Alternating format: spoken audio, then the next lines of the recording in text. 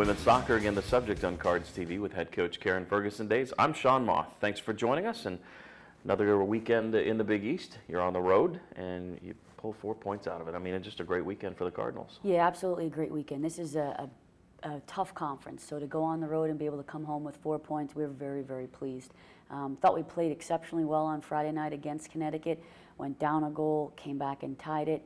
Went down a second goal, came back and tied that in the 88th minute. And then in all fairness, in overtime, I thought we had the better chances to actually win it. So that tie feels like a win.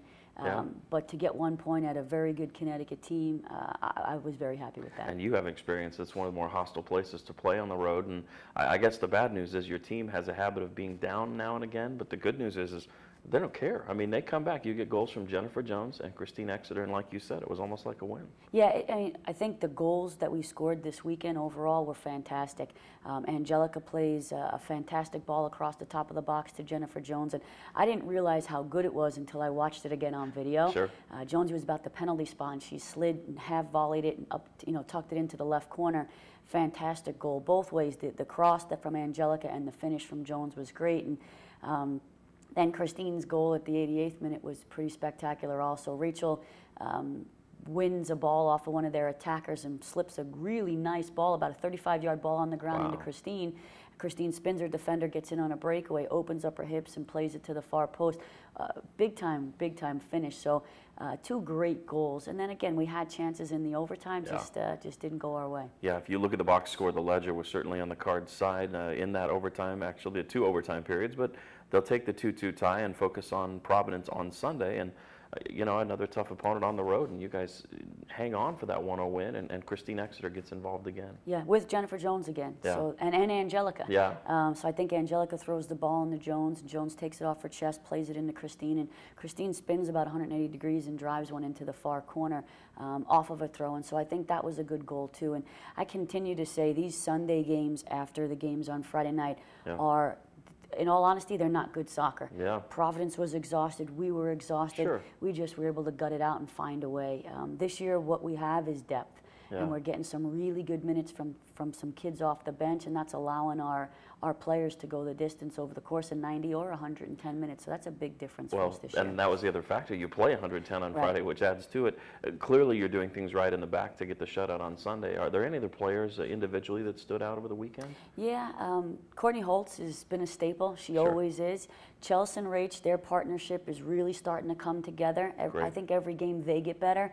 But I really do think that Chloe Kiefer's been absolutely fantastic for us. Yeah, there's no rest in the Big East. I mean, you just, once you get into that conference schedule, you just plug ahead with 2 every week, and it's no different, but you're home. So you host Marquette on Friday, an opportunity for the alumni to come back, so you're going to see a lot of those familiar faces, I think the Jamie Crafts of the world, and that will be back to join us. And then you play on Sunday against USF, and this is kind of an old Conference USA weekend in the Big East, and a great opportunity RPI-wise and point-wise in the standings. No question. It's great to be home again. Marquette always brings out the best in us for sure, so we know that Friday night game will be fantastic, and we look forward to seeing our alumni come back and cheer us on for that game. They know the history with the Marquette game, so we kind of do that on purpose. Yeah. And then certainly Sunday, USF is a fantastic team. Both of those teams are having really good years, and they're the games that we need right now. We're playing our best soccer, so we're excited about the weekend.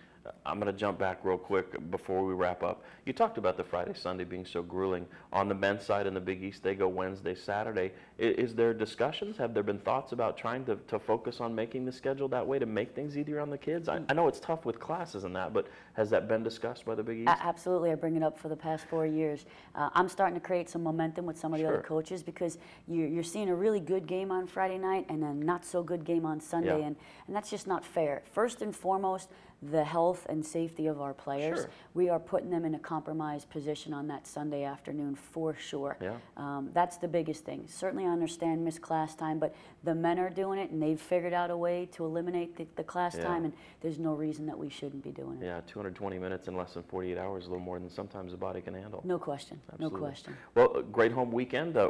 We hope you come on out to Cardinal Park and support the Cards. Should be a beautiful weekend weather-wise, a real fall soccer feel to it, and good luck to you and the team, Karen. Thanks, Sean.